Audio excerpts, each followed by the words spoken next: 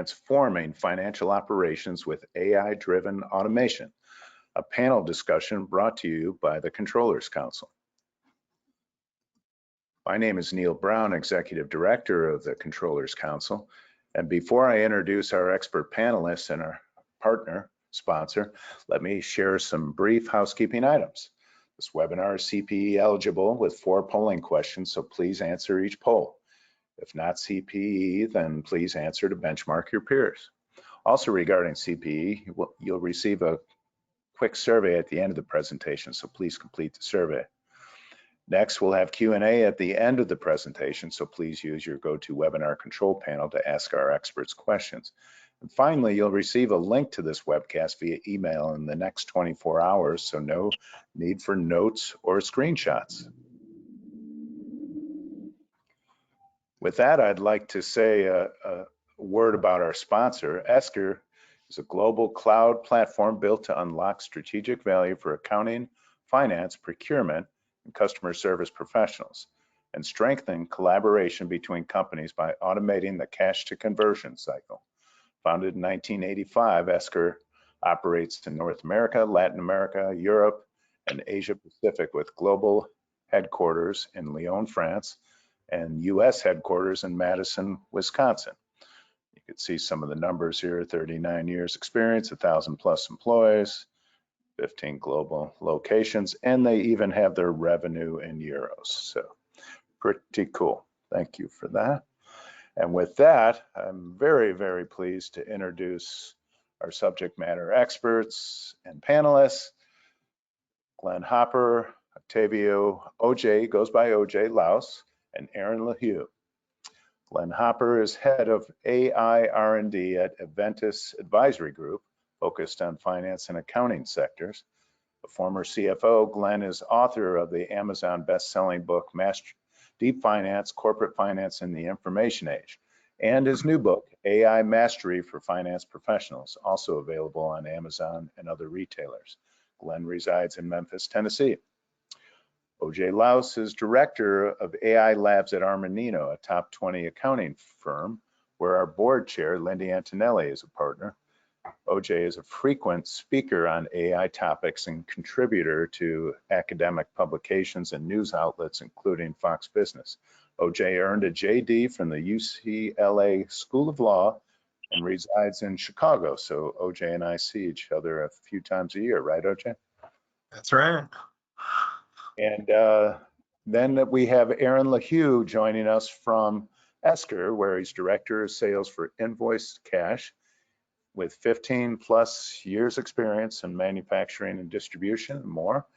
Aaron resides in Madison, Wisconsin. Gentlemen, welcome to this, what's sure to be a very fun panel. Glad to be here. Thank you. Yeah, pleasure. Thank you. So we're going to get started with how AI is used, with Aaron giving us his perspective on that. Sure. And the gentlemen that we're with today, Glenn and OJ, will certainly provide a lot more perspective on AI, as they are the resident experts here. But just to give you some strong use cases of where AI can be used for the back office, particularly with finance, is looking at some key areas here, like payment predictions. And payment predictions can not only look at like customer or buyer payment predictions, using the likes of machine learning to look at payment behaviors. What's their average days to pay? Is there a particular day of the week or day of the month that they're typically doing payment runs? And a lot of this then can help, create some forecasting, and there's all these advanced algorithms that we can get into and how that's done. But a lot of times that helps finance people really understand, when we can expect to be paid. And that same thing can also be played with on the procure to pay side as well, on like accounts payable invoices that are coming in from suppliers, and looking at, well, are we going to predict based off of, where things are in the process? Is this invoice going to be paid late? And are there any implications or fees or fines that we might have to pay because this invoice is not going to be paid on time? The other part that's becoming a lot more exciting is, creating like prescriptive recommendations based off of all the learning that the system can do. So as an example, like something like cash application, looking at like a customer sends in a payment and there's no remittance, but we've done some algorithms to say, this is the only way we can find a match here. If you want to go ahead and apply this, it gives the users the power to be able to say, yes, let's go ahead and do that.